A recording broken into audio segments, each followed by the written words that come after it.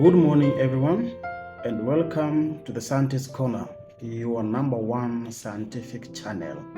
In our today's episode, I want us to shift gears to manufacturing and talk about root cause analysis.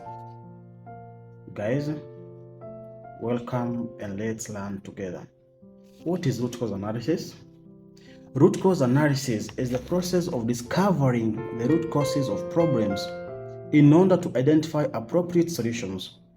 Root cause analysis assumes that it is much more effective to systematically prevent and solve for underlying issues rather than just treating ad hoc symptoms and putting out fires. Guys, root cause analysis can be performed with a collection of principles, techniques, and methodologies that can all be leveraged to identify the root causes of an event or trend. Looking beyond superficial cause and effect, root cause analysis can show where processes or symptoms failed or caused an issue in the first place. Ladies and gentlemen, root cause analysis focuses on identifying what went wrong with the process instead of asking who did wrong, who did what. Guys, what are the major core principles of root cause analysis? There are a few core principles that guide effective root cause analysis, some of which should already be apparent. Not only will this help the analysis quality, this will also help the analysts gain trust and buy-in from stakeholders, clients, or even patients. Number one, on the principles, focus on correcting and remedying root causes rather than just symptoms. Number two, don't ignore the importance of treating symptoms for short-term relief. Number three, realize there can be and often are multiple root causes, not just one. Focus on how and why something happened and not who was responsible. Stop the blame game. Number five, be methodical and find concrete cause-effect evidence to back up root cause claims. Provide enough information to inform a corrective course of action. Consider how a root cause can be prevented or even replicated in the future, what we call preventive actions. As the above principles illustrate, when we analyze deep issues and causes, it's important to take a comprehensive and holistic approach. In addition to discovering the root cause, we should strive to provide context and information that will result in action or a decision.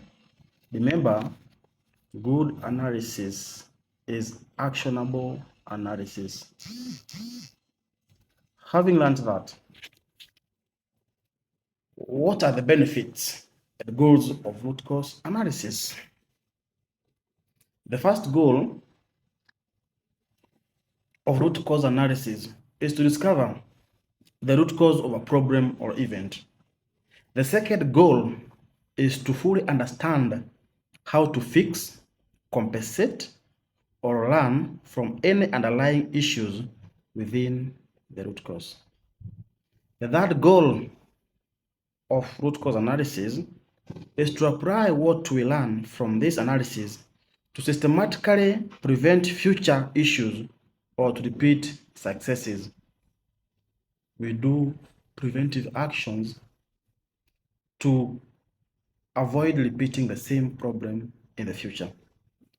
Analysis is only good as what we do with that analysis to that goal of root cause analysis. We can use root cause analysis also to modify core process and system issues in a way that prevents future problems. Instead of just treating the symptoms of a footballer's prayer's conclusion For example, root cause analysis might suggest wearing a helmet or reduce the risk of future concussions. Treating the individual symptoms may feel productive. Solving a large number of problems looks like something is getting done. But if you don't actually diagnose the real root cause of a problem, you are likely have the same exact problem over and over again.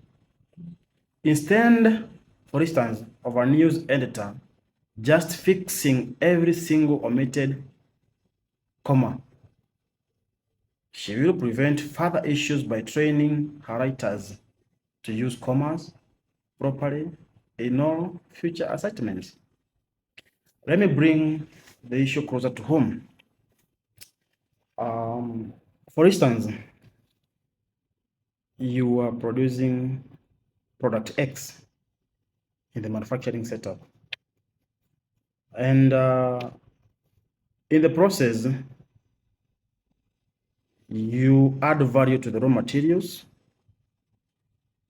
you follow the procedures, but at the end of the day, you find that the product which you have produced, your end result, your value added product, is not matching what the customer wants.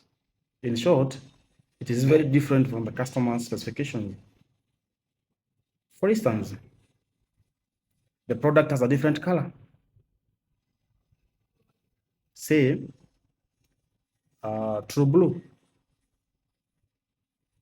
And what you have made, the end result is Bermuda blue.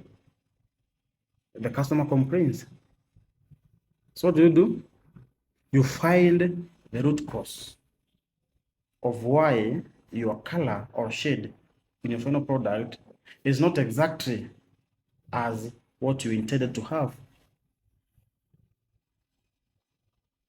So instead of asking who did wrong, who did the process, who messed up, ask yourself what went wrong with the process. The problem here, or the concern here, is the color is different from the standard one. If you go deeper into root cause analysis, you'll find that whoever was doing the production on the part of putting the color of the pigment to give you a true blue shade didn't check the code written on the containers before picking the container containing the true blue pigment. And that's where the problem is. Garbage in, garbage out. So in such a scenario, what do? You do root cause analysis. The problem was putting the wrong pigment in the process. So to prevent the same mistake recurring now and then in the future, you put what we call preventive actions. And the preventive action is you provide an SOP, a standard operating procedure, to guide you on how you should handle pigments or even colors when you're doing production of products which involve colors. And when you lay down a procedure of how to identify the correct pigment code, the correct shade, the correct color, then in the future, everybody is going to follow the same procedure. And this procedure is documented. So the solution is you have prevented a recurrence of the same or a similar issue in the future. The process is documented. Guys, I hope you have learned something from this episode, and I hope you'll be more productive in your day-to-day activities, especially in manufacturing. You'll be able to approach issues